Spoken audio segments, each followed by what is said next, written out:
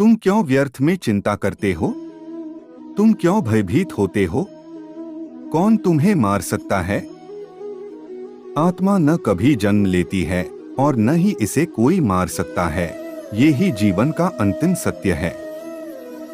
जिसने मन को जीत लिया है उसने पहले ही परमात्मा को प्राप्त कर लिया है, क्योंकि उसने शांति प्राप्त कर ली है। ऐसे मनुष्य के लिए सुख दुख, सर्दी गर्मी और मान अपमान एक से है। श्रेष्ठ पुरुष को सदैव अपने पद और गरिमा के अनुरूप कार्य करने चाहिए, क्योंकि श्रेष्ठ पुरुष जैसा व्यवहार करेंगे तो इन्हीं आदर्शों के अनुरूप सामान्य पुरुष भी वैसा ही व्यवहार करेंगे। जिसने मन को जीत लिया है उसने पहले ही परमात्मा को प्राप्त कर लिया है, क्योंकि उसने शांति प्राप्त कर ली है। ऐसे मनुष्य के लिए सुख दुख, सर्दी गर्मी और मान अपमान एक से है। न तो यह शरीर तुम्हारा है और न ही तुम इस शरीर के मालिक हो। यह शरीर 5 तत्वों से बना है: आग, जल, वायु, पृथ्वी और आकाश। एक दिन यह शरीर इन्हीं 5 तत्वों में विलीन हो जाएगा। मनुष्य का मन इंद्रियों के चक्रव्यूह के कारण भ्रमित रहता है, जो वासना, लालच, आलस्य जैसी बुरी आदतों से ग्रसित हो जाता है। इसलिए मनुष्य का अपने मन एवं आत्मा पर पूर्ण नियंत्रण होना चाहिए। मनुष्य को अपने धर्म के अनुसार कर्म करना चाहिए, जैसे विद्यार्थी का धर्म विद्या प्राप्त करना, सैनिक का धर्म देश की रक्षा करना आदि।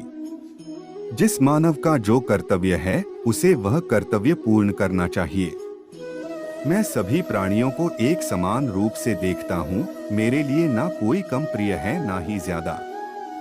लेकिन जो मनुष्य मेरी प्रेम पूर्वक आराधना करते हैं वो मेरे भीतर रहते हैं और मैं उनके जीवन में आता हूँ। तुम्हारा क्या गया जो तुम रोते हो? तुम क्या लाए थे जो तुमने खो दिया? तुमने क्या पैदा किया था जो नष्ट हो गया? तुमने जो लिया यहीं से लिया, जो दिया यहीं पर दिया। जो आज तुम्हारा है कल किसी और का होगा, क्योंकि परिवर्तन ही संसार का नियम है। जो मनुष्य जिस प्रकार से ईश्वर का स्मरण करता है उसी के अनुसार ईश्वर उसे फल देते हैं।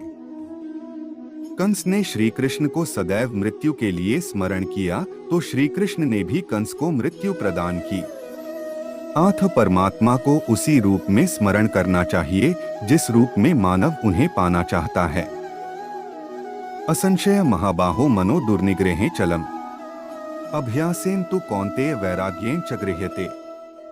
अर्थात हे महाबाहो, निसंदेह मन चंचल और कठिनता से वश में होने वाला है, परंतु हे कुंती पुत्र, उसे अभ्यास और वैराग्य के द्वारा वश में किया जा सकता है।